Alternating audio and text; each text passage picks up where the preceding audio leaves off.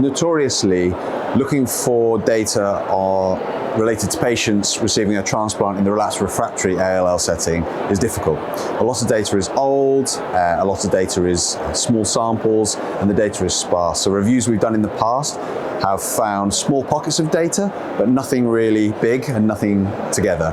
So this study was done in the Harmony database to look at how many patients we could gather together in one single sample to better quantify the outcomes related to this population. We found 235 patients with relapsed refractory ALL who had had a stem cell transplant in the relapsed refractory setting. And from those patients, we see a survival rate at 12 months after transplant of around 45%.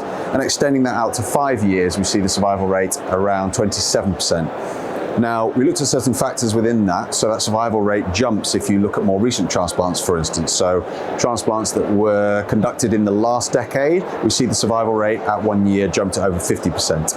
And this really goes to show that old data cannot be fully trusted to estimate outcomes that patients will experience today. And a lot of the old data used to be from the 70s and 80s, and that's been relied upon in some decision making by various HTA bodies, for example.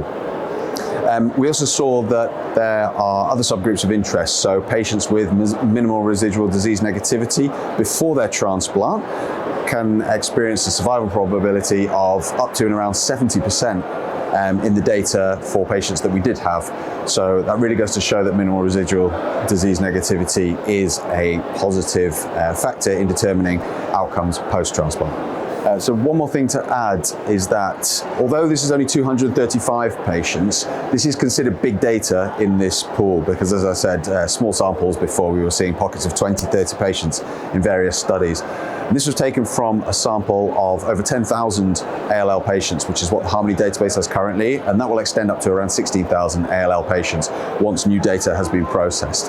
So that's the number of patients from an overall total within Harmony of around 100,000. So 235 may sound small, but it's actually a huge number for the relapsed refractory setting for patients that have had a transplant.